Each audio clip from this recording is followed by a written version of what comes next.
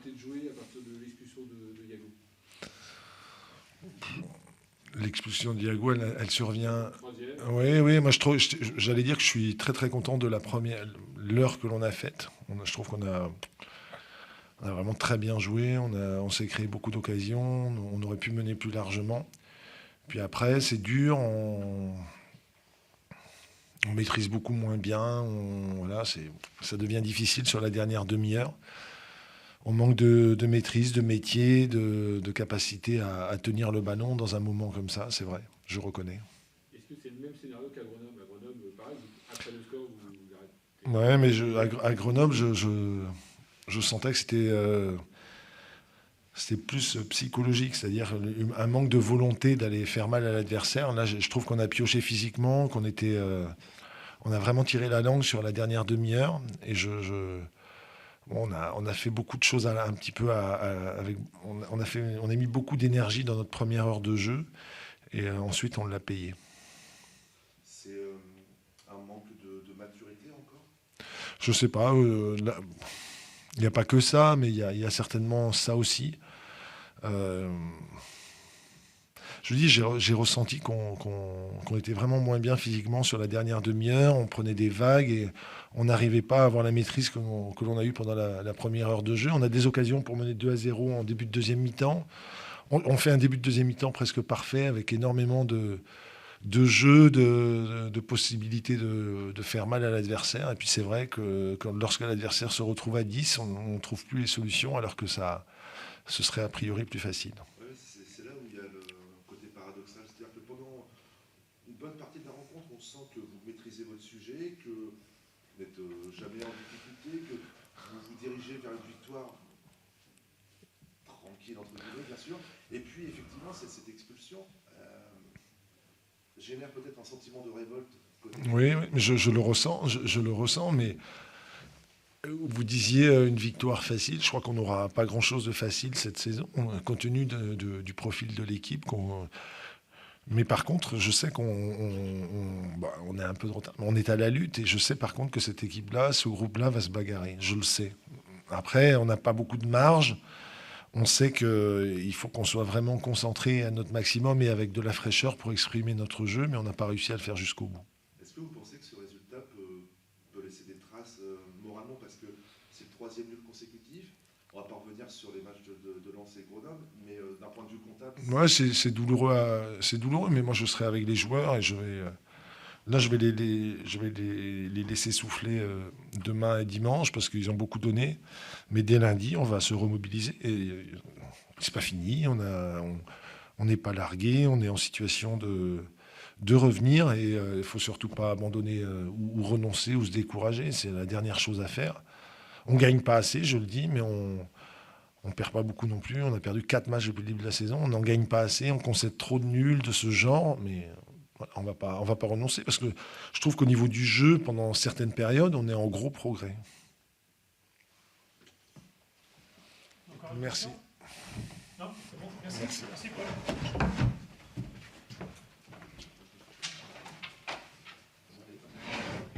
Avec Pascal Duprat, coach de Caen.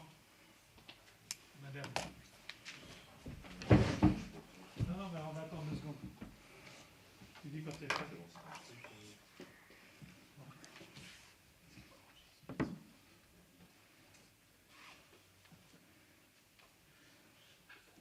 C'est bon, coach? Ouais.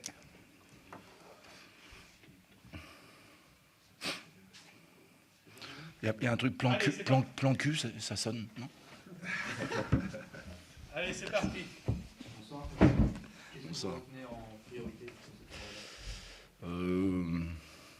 J'ai plusieurs sentiments, comme d'habitude avec notre équipe. La première, c'est qu'on ne respecte pas le plan de jeu au départ. Donc à partir de là, on vient ici avec des intentions. Un match dure 94 minutes. Il faut savoir que le hack contre souvent, parce qu'il exploite les erreurs de l'adversaire à merveille. Donc ce qui devait arriver est arrivé, à savoir que sur un corner offensif, en une passe, voilà, eh bien, on se fait trouver. Donc on manque de patience, il n'y a pas de danger. C'est toujours pareil, hein, si ceux qui nous suivent, c'est toujours... on remet les équipes dans le bon sens, on fait quelques erreurs techniques qui nous sont extrêmement préjudiciables, et puis on paye cash. Voilà. Puis ensuite, en deuxième mi-temps, c'est aussi, cette fois-ci, encore plus nettement qu'à l'ordinaire. On fait une faute professionnelle en se faisant expulser. On se retrouve à 10. Et je pense qu'on a eu la bonne idée de ne pas abdiquer, de se dire qu'il fallait qu'on joue à 3 attaquants. C'est ce qu'on a fait, pour bloquer plus haut les Havrais. Alors c'était sur le fil, mais on a pris la maîtrise du match à partir de ce moment-là. Et si l'arbitre était arbitre, c'est-à-dire s'il avait une sensibilité foot, d'une part, Choukonté aurait marqué, parce que son but est valable, et un pénalty aurait été accordé à Gioacchini. Voilà. On se plaint que la Ligue 2 est quelquefois pas spectaculaire, mais quand vous marquez des buts comme celui de Malik, franchement, il ne faut pas avoir de sensibilité foot pour refuser ce but-là. Voilà. Après, le métier d'arbitre, parce que c'est un métier, hein, ils sont payés comme nous, au même titre que nous, donc certainement soumis à la concurrence, jugés par rapport à leur performance. Ben, l'arbitre, il est humain. Voilà. Il fait des erreurs comme nous. Donc quand j'aurais dit ça, j'aurais tout dit. Pour ne rien gâter, il me semble, ou gâcher, qu'à la fin, on a aussi gagné la partie dans les tribunes. Et ça, c'est très important pour nous. Alors, je ne suis pas en train de critiquer, loin s'en faut, le public havrais. Je pense donc à Stade Malherbe-Caen. Franchement, c'est mieux que nos supporters nous encouragent plutôt qu'ils nous fassent des olé-olé chaque fois qu'on se rate une passe, quoi. Voilà. Donc, comme on dit chez moi, c'est, semble-t-il, rabiboché ce soir. J'espère qu'il va y avoir un effet durable et qu'on pourra compter sur nos supporters, qui sont malgré tout aperçus que les joueurs se sont vraiment employés ce soir et qu'il n'y a pas, sur ce match-là, pas une grande différence, loin s'en faut, entre le Havre et le Stade Malherbe-Caen. Loin s'en faut. Voilà. Est-ce que vous avez des nouvelles de Benjamin ?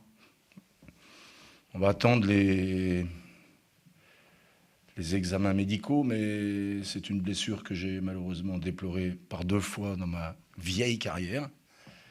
Et les symptômes qu'il décrit me laissent à croire qu'il s'est rompu le tendon d'Achille. Mais on va attendre que les examens complémentaires soient passés.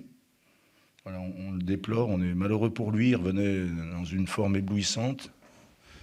Il avait fait beaucoup d'efforts. J'allais le sortir. C'est toujours comme ça. Il m'aurait fallu 1 minute pour que je le sorte. Le changement était prévu.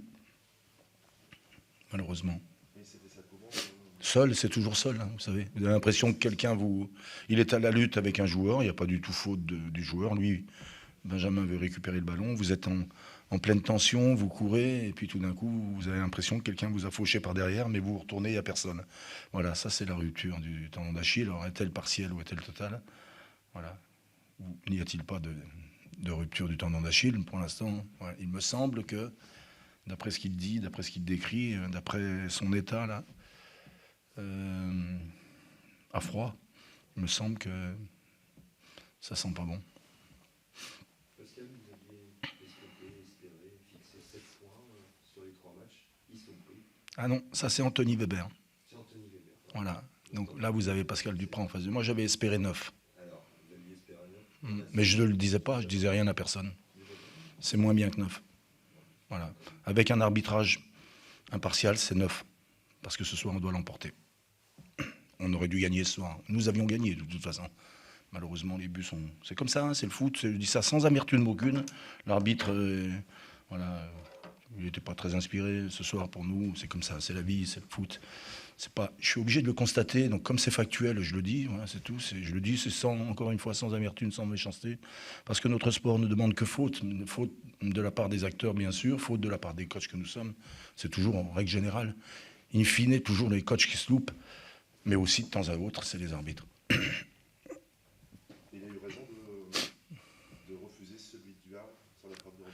Oui, mais moi, c'est les images. Hein, tu vois. Ce que je vous dis là, c'est après avoir vu les images. Ben, parce qu'il y a une position de hors-jeu dans le gardien.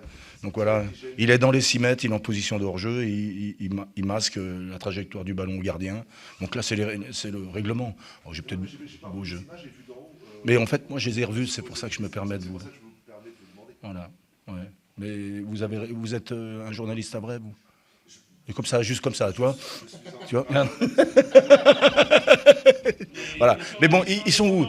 Nous, on a. Il est où notre cher ami de Ouest France, nous? C'est Ouest France, c'est là. Ah, mais ça, toi aussi, on s'est rabiboché, ça va mieux.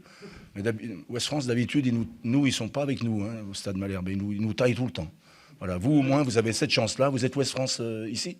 Non, moi je suis journaliste indépendant. Ah, d'accord. Non, on se marre bien. On se marre bien. Voilà. C'est fini. Est-ce que vous avez eu l'occasion parce que l'arbitre vous a dit c'est pour un jeu dangereux, il annule le but de Malik? Je sais pas, parce qu'en fait, là aussi, là par contre, c'est le conditionnel que j'emploie. Il me semble que l'arbitre signale un coup franc indirect ou un hors-jeu. Donc s'il y a faute de Malik, c'est coup franc direct. Donc il ne peut pas y avoir un coup franc indirect. Et s'il y a hors-jeu, il a levé le bras. Et il n'y a pas hors-jeu. Donc à mon avis, c'est un peu loupé, quoi. C'est tout. Je dis ça, bon. Voilà, c'est comme ça. J'espère que d'une manière ou d'une autre, il ne nous manquera pas 2 points à la fin de saison. Mais là, entre nous et en toute objectivité, on en a aussi beaucoup galvaudé sans que les arbitres y soient pour quelque chose. Voilà. Mais j'ai au moins la force et l'honnêteté de le reconnaître. Ce qui m'ennuie un peu dans ce sport, c'est d'ailleurs ce qui me fera le quitter, c'est qu'on a l'impression d'un pouvoir tout puissant, où il n'y a jamais d'explication. C'est toujours, d'une protection absolue, mais de temps à autre, nous sommes à l'ère de la communication. De temps en temps, s'expliquer, voilà. Venir comme nous le faisons à la fin des matchs, après la tension. Il est humain comme nous, pas plus, pas moins. Bien, tu t'expliques, tu nous dis tes arguments. Pourquoi ça ne se ferait pas comme ça? C'est dommage, parce que en fait, ça ne fait que contribuer à la frustration. Voilà. Allez, encore une question? Vous parliez du plan de jeu qui n'a pas été respecté. Oui, on a voulu aller chercher, comme ça. Il y a des garçons sur le terrain qui s'improvisent coach. Voilà, c'est ça. Moi, je veux bien, quoi. Mais à ce moment-là, ce sont des consommateurs d'entraîneurs, alors. Il ne faut pas qu'ils prennent de coach. Ils font faire l'économie à un club. Voilà. Ils passent leur diplôme. Ils font entraîneur-joueur. Mais jusqu'à preuve du contraire, chez les professionnels, il n'y a pas d'entraîneur-joueur. Hein. Je ne crois pas. Donc voilà, chacun son job. Appliquez ce qu'on demande. Voilà. Et puis faites-nous confiance, parce que nous, on leur fait confiance, et quelquefois, on réitère notre confiance alors que les performances ne sont pas celles que l'on espère. Vous voyez? Donc chacun son job, tranquille, voilà, sereinement. Ils ont eu le mérite d'y croire jusqu'au bout, au moins. Ah mais moi, je disais à mon banc qu'on allait gagner, mais ça, c'est parce que on est un peu nombreux dans ma tête. Hein. Donc voilà, comme ça, mais c'est toujours pareil, me concernant. Moi, je ne sais pas si c'est une faiblesse, je ne sais pas si c'est une force, mais moi, j'ai des croyances, et mes croyances, elles sont toujours basées sur l'optimisme. Voilà. Quand je dis à mes joueurs à la mi-temps que vous allez remporter ce match-là, c'est peut-être mieux que leur dire vous allez prendre une pipe. Voilà, c'est juste un avis, ça me regarde. Voilà. Je suis pas, tous mes collègues coachs, ils ne sont pas obligés de tous faire comme moi. Voilà. Mais il fallait qu'on rectifie. Voilà. On a bien rectifié. On a 10 contre 11, on a joué avec 3 attaquants. Hein. Voilà. Et puis, voilà. Ensuite, ça s'est équilibré en termes de joueurs présents sur le terrain. Et puis, on a dominé la deuxième mi-temps. Merci. Ok, merci coach. Merci.